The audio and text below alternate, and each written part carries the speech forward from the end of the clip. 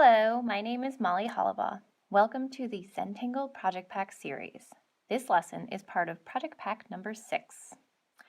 Project Pack number 6 is a very playful series that brings focus to and pays homage to the Zentangle method's most important philosophies, no mistakes. Throughout this series, we will discuss, we'll share our thoughts and stories, and we'll reveal a few tricks on how to work with the no mistakes philosophy. We will do this as we tangle our way through covering the pages of a very small special journal. We'll be working on this beautiful custom-made mini journal that is included in your Project Pack number 6 materials case. But if you do not have one, you can easily follow along with these lessons in whatever materials you might have at home. We recommend watching the introduction to this series first, but the rest of the Project Pack number 6 videos can be done in any order. Here we go. So I have my Project Pack number 6 materials right in front of me. I got them in these lovely envelopes here. And inside my tool envelope, I have a few tools here that we'll be using, and I think I'll probably be using most of them. So I have a Jelly Roll White 08, Micron 01 black, Micron 08 black, and then a graphite pencil, and a white charcoal pencil. I'm not sure if I'm going to be using that white charcoal pencil or not, but we'll see. And then inside the other envelope came this really beautiful little mini journal. I'm just in love with these. And to learn more about the inspiration behind these journals and how we came about with these, I encourage you to watch the introduction to this Project Pack series. So I have a journal I've already started here, so I'm going to work in that. And it has this beautiful ink spot on it, you can see, and you may notice that the ink spots in your journal look a little different, and that's because each journal actually does have different ink spots in it. We have a few different variations of this journal, so everybody got a different variation there. So here we go. I have chosen to share with you guys a tangle that has a lot of meaning to me, and this tangle is called Munchin. And this is a tangle I came up with very early on in Zentangle. I was actually pregnant with my first daughter when I came up with this tangle. And the origin of it and the story is, I was really early on in my Zentangle practice, and I was really still trying to figure things out. And I came upon Rick's paradox, and I was completely, I guess, challenged by that tangle. And I perhaps wasn't ready to take it on, and at the time I became very frustrated.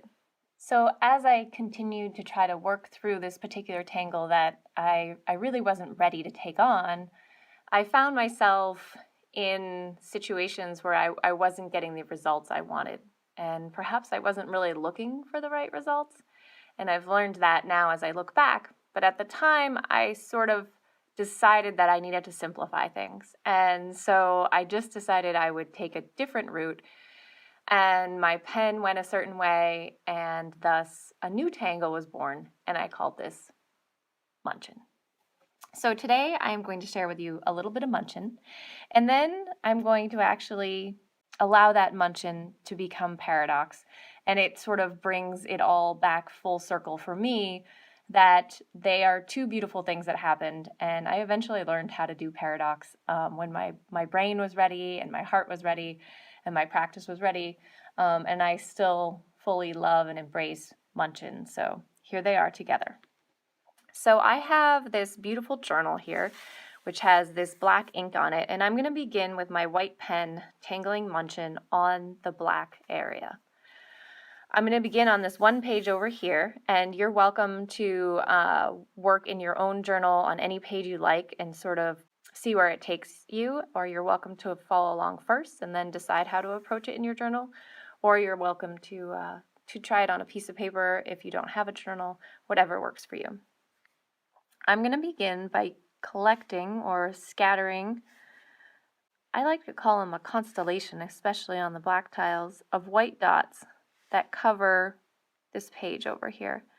And you want these dots to be very random, and some of them can be close together, some can be further apart. And there really is no rhyme or reason, so if you get to a certain point and you want to add a dot or ignore a dot, that's totally fine too. The first step here is to find two dots, and maybe I'll start on this side here, and simply connect them. And with these gel pens, I sometimes like to kind of sculpt them a little bit. Oh, sorry about that. Sculpt the lines a little bit to sort of get the line weight that I want. And then I'm going to find a dot that's nearby, and I'm going to simply travel from that dot down to this line, sort of as like a landing strip. And I'm just going to take my time, slowly working my way down the line. Remembering to breathe, turn your tile, take your time. All right, so that's the basic shape for Munchkin right there. It's kind of this triangular shape. You have these lines coming from one point and landing on one side of the triangle. Now we're going to add to it, and we're going to create another one that sort of builds off of it. So I'm going to find a new dot, and I'm going to use the side of this one we've already done as my landing strip.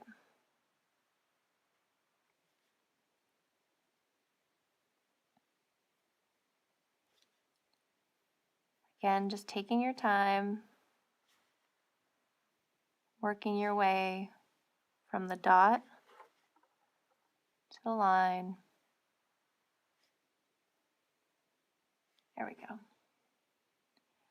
So the more random your dots are laid out, the more kind of variation and interesting geometric variation you're going to get.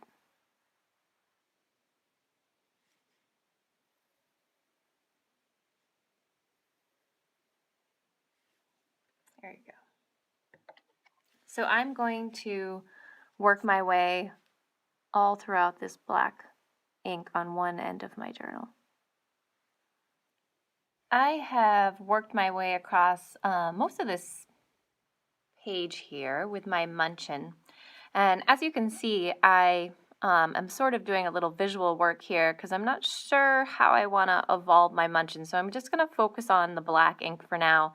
But when I do this edge work, I kind of imagine where my point might be and almost allow my pen to find that point so that I can work my other lines in here to see where they might go if it did go all the way. So the same, I can show you how I would do it here. So say, for instance, my dot was like right here. I'm just going to imagine that I'm traveling to that dot here to get my lines right.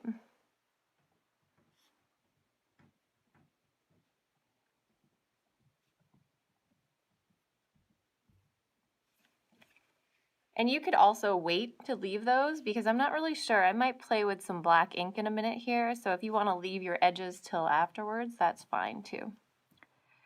So I have a couple more dots here to work with. So I'm going to finish up this side. And then I'm going to begin to sort of travel over the seam into this other area. And I think I'll do like one or two on that page and then start transitioning into my paradox. So I'm just going to start with one dot here, and then I'll add each dot as I go to sort of play with the Munchkin one at a time. So I'm going to turn this around so I can get a different perspective. And with these gel pens, I recommend kind of a really light touch.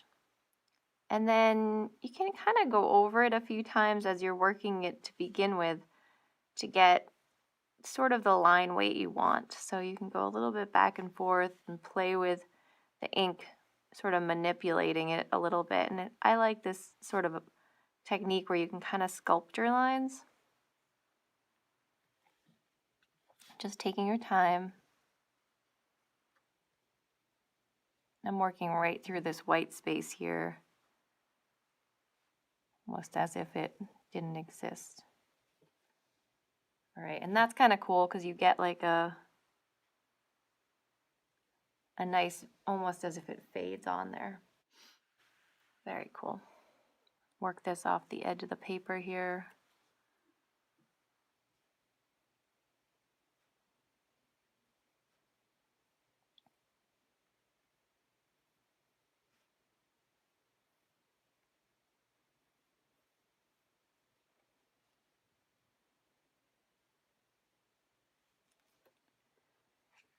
Add another one right here.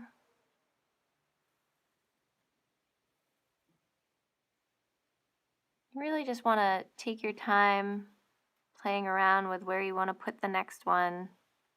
Just enjoy process. I'm going to play around with one more here, and then I'm going to pause for a minute and kind of see how I want to take it to the next step.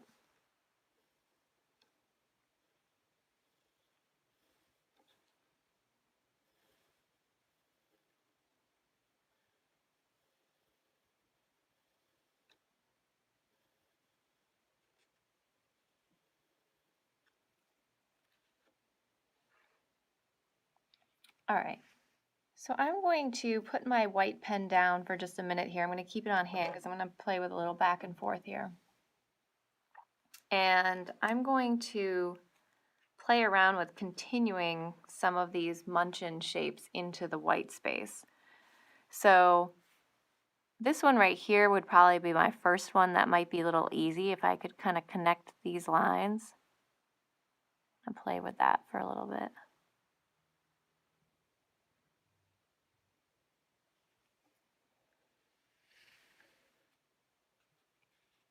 Maybe do that right here too.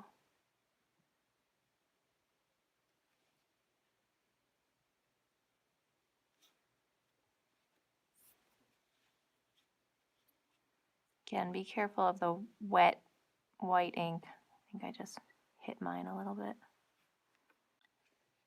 And now I think I'm gonna actually do a new one right here, and I may have to go back and do that white right there, but I'm gonna add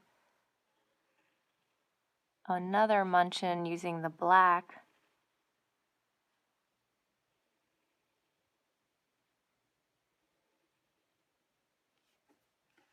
Turning your journal as you work. Just taking your time.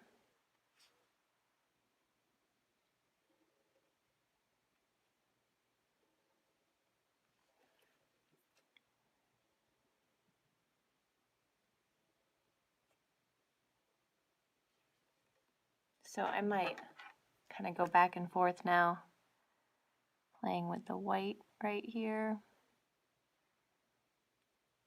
Little white right there. I might do a new one right here.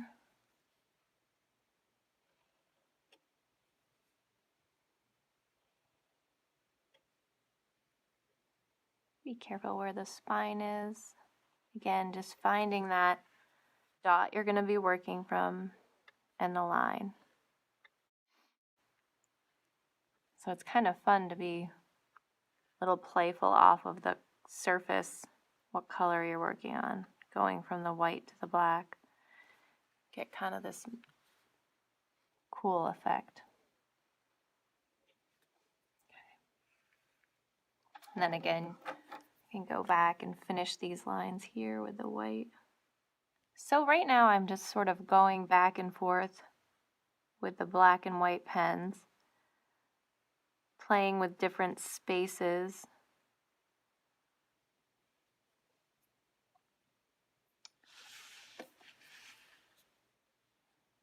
See, I might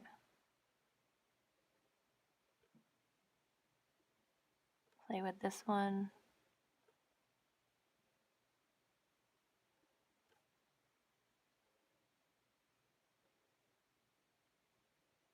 And I'm not really looking to fill my whole page. I'm sort of playing with allowing this white space over here, and I think I'm gonna work more on filling this side. I'm thinking I want to do one on this side. So I'm gonna put one maybe like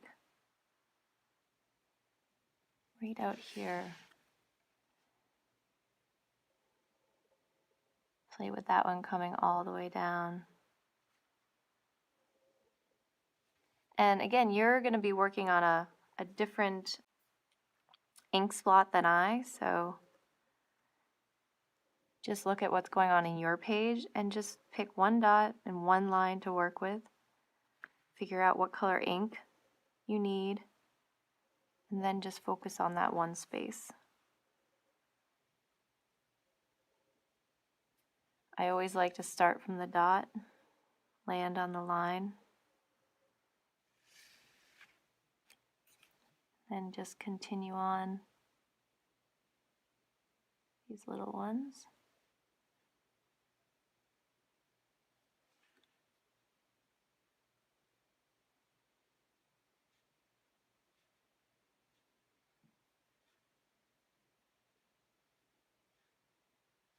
So I think that now, and I might go do some more munching in a minute, but I think I'm going to start to play with my paradox.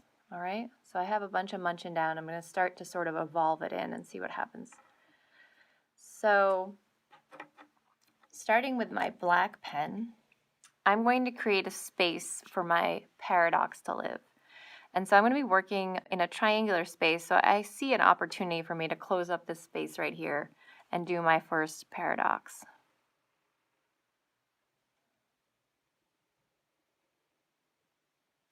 So here we have a nice triangular space to work in the paradox. And so it'll be fun to see how this slowly evolves since I've already been working in these nice triangles. So to begin paradox, you're going to find a corner of your triangle. And I'm going to be working, I guess this will be a counterclockwise direction, but just follow along with me. I'm going to start on this point right here, and I'm going to travel down, but I'm not going to follow the long line exactly. I'm just going to travel down and move a little bit down from the corner. Okay?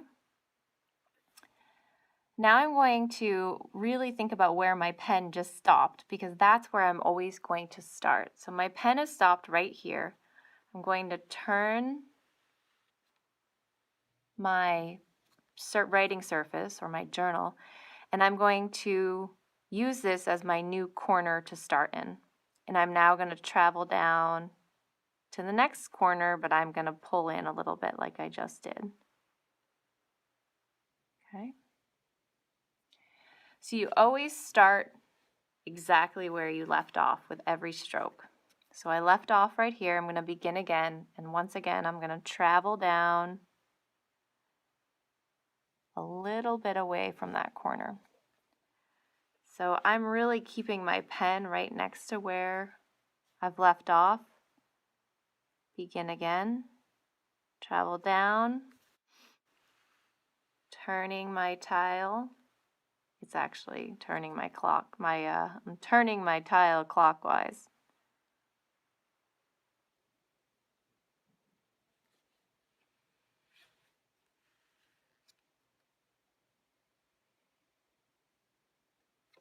It does take quite a bit of focus, but once you find a rhythm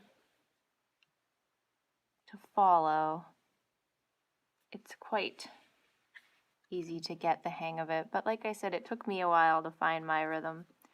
To just focus and always think about where your pen just left off, trying not to let your eyes leave your tile. So you're turning your tile in one direction, and the direction your pattern is going is also actually in the other direction. So I'm always drawing towards me here,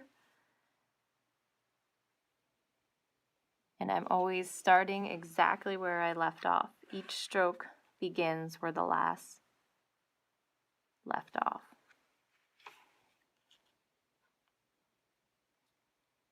Remembering to breathe.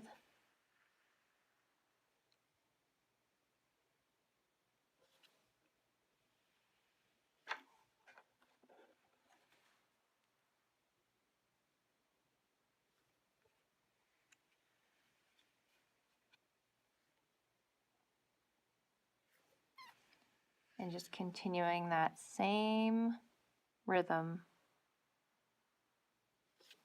until you get to the center.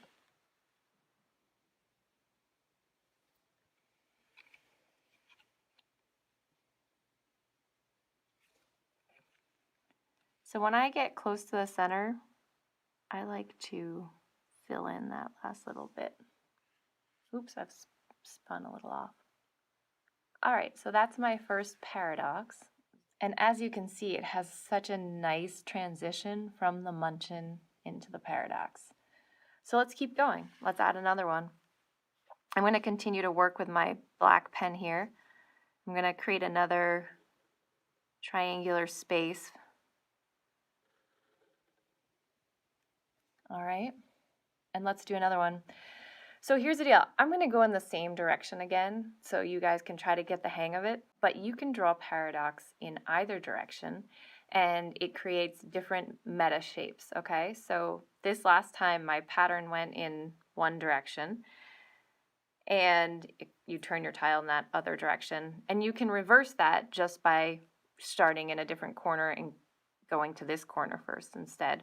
But let's do it one more time just as we did it so we can try to get the hang of it. Let's zoom back in again and see what we can do here. So starting right up here, we're going to pull the line down to this other corner, but just away from it a little bit.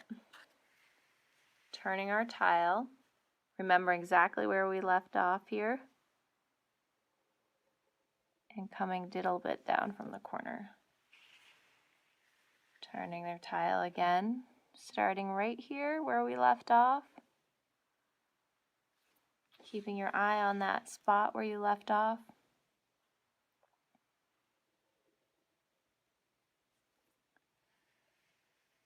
Turning our tile.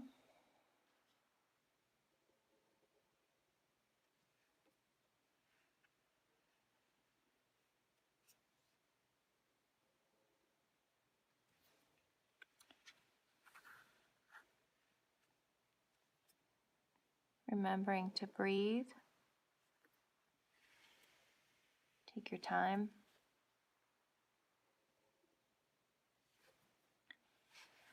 I enjoy trying to find tangles that I can sort of morph into other tangles, and it was fun that this one kind of worked out, and it was a fun story about how the two tangles kind of worked into my practice.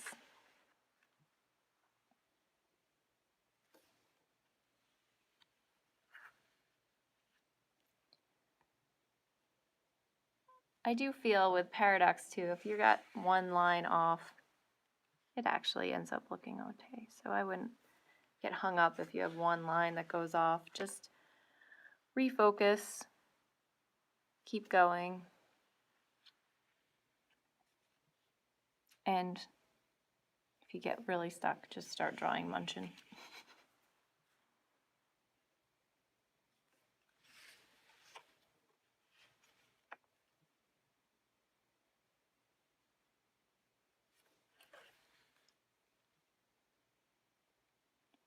And I like the sort of ceremony of turning my tile each time, but you may find a different approach that works for you. That's fine too. All right, so let's check this out. That looks pretty cool. So I think what I'm going to try to do is play around with filling this corner, maybe let it flow off of here, but we'll see what happens as I go. So I'm going to show you guys one going in the opposite direction, and then we'll all carry on and see if we can get this thing filled up. And if you think watching me doing it in the other direction is going to kind of mess you up, then you can definitely just fast forward over this.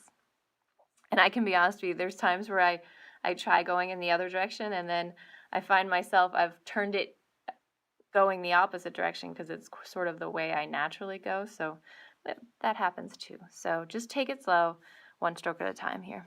All right, so I'm going to start with this corner, and I'm going to go to this side first. Turn my tile.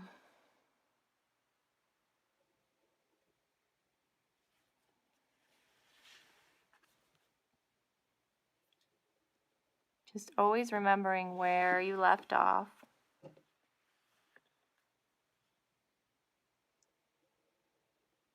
And which direction you're going in, right?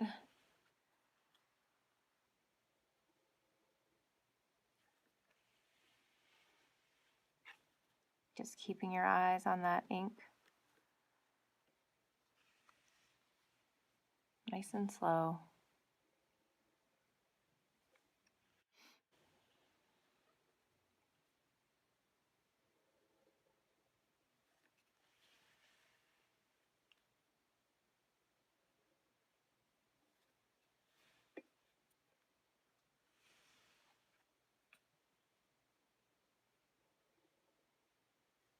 So this pattern actually could be done in one continuous stroke, just sort of holding your pen there, but which is kind of cool, and that's how quilters do it.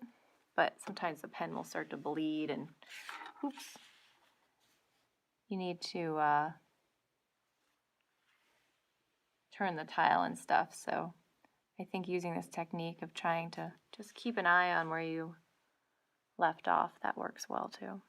As you can see, I've continued to fill in paradox on this side of my paper, and it's doing some cool things. I didn't get too concerned on which direction each one was going. I sort of just decided the next one was going to be this direction, and then I sort of played around with it. So I have some twisting things going on. I have some of these fan shapes going on, and they're kind of just playful and unpredictable. So you can play the same way as I did and kind of see what happens, and that's kind of fun.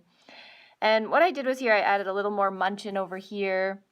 And I stopped up here because I just wanted to wait to show you guys how I would play with the paradox up on this ink, because I think I want to play with that in the white area. So I'm going to take my white pen again and start to fill in this area. And what I'm going to have to do is kind of go back and forth with my black pen and my white pen. So I have this space here, and what I've decided to do is whichever is more predominant, the black or the white, I start with that pen. So with these gel pens, you sometimes have to kind of roll the nib or clean it off on a piece of paper, or I actually just used my hand. So I have this triangular space here, and I'm going to begin in this corner, going in this direction. So it's a little trickier because you can't see everything you're doing, but you just have to focus and sort of play around with how it might go. So I'm just keeping my pen going over the white paper, so you can almost lightly see it. But that way I have a bit of a clue of where the pattern's going.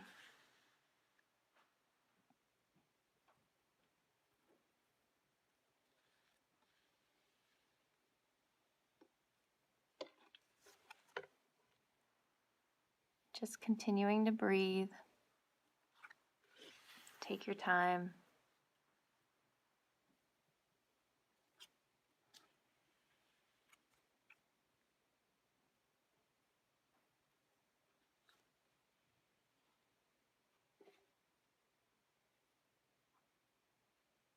Do this last bit without turning my tile. All right. So on these ones that have two colored inks, I'm definitely going to wait a little bit to make sure it dries, because I don't want to draw over that with my black ink and get a little muddy mess. So I'm going to continue to fill all these spaces over here with paradox.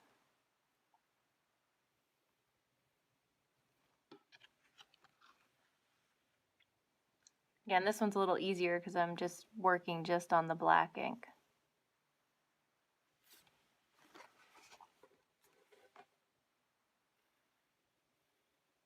Get to the end, you can kind of just do it without moving your tile.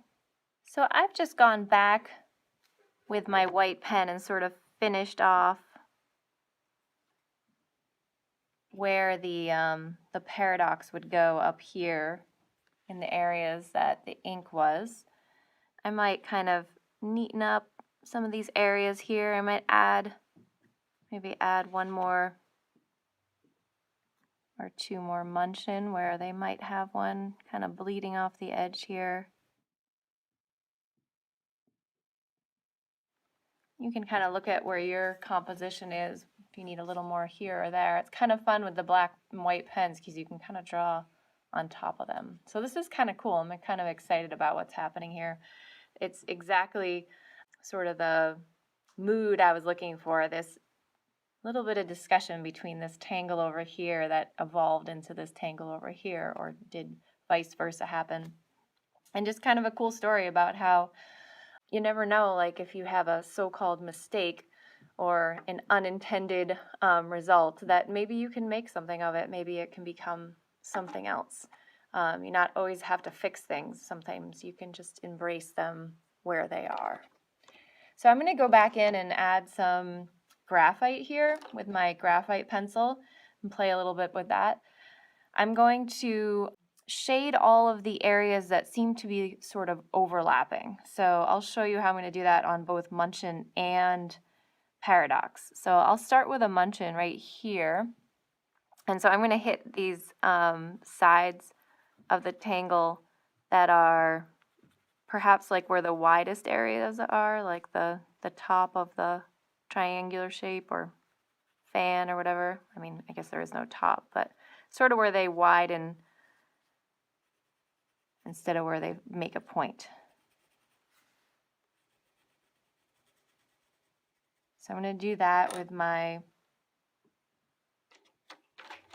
graphite pencil and then go back on each one and sort of buff it out with the tortillon.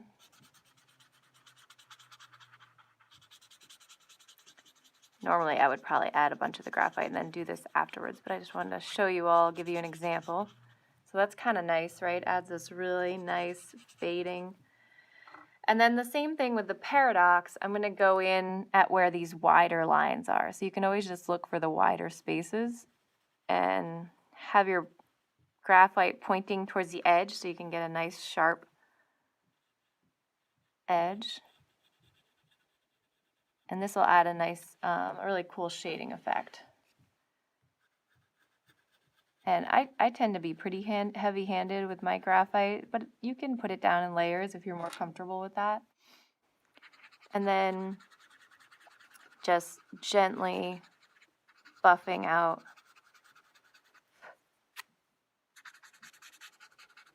And the trick with shading you want to remember is that it really doesn't have that wow effect if you don't have the white space. So you always want to kind of make sure you hang on to that whiteness in the middle, because that's what makes it really contrast. So I'm going to go ahead and do that to my whole thing, and I'm actually going to also hit some graphite on top of the black area, and it's up to you if you want to do that or not. So I like the way it looks, so you want to make sure your white ink is dry. And I don't know how it comes out on the camera, but I actually think it does have a nice effect in real life. So I just take the graphite right over that gel and then go over it the same way with the pencil, and I think it really brings the two together. So I'm going to go ahead and do that now. Okay, I have added all my bits of graphite all over my Paradox and all over my Munchin, and I am pretty excited about how this came out. If you all want to add your chop, or if you wanted to add a little more here and there to figure out where your composition's going, go for it. I really enjoyed tangling with you guys today. I just wanted to show you another one I did before here. It was a little bit different. I was having a little bit too much fun here. So this one I played with kind of going off the edge of the paper in a different way. But again, it was that Munchin kind of morphing into Paradox. So that was fun.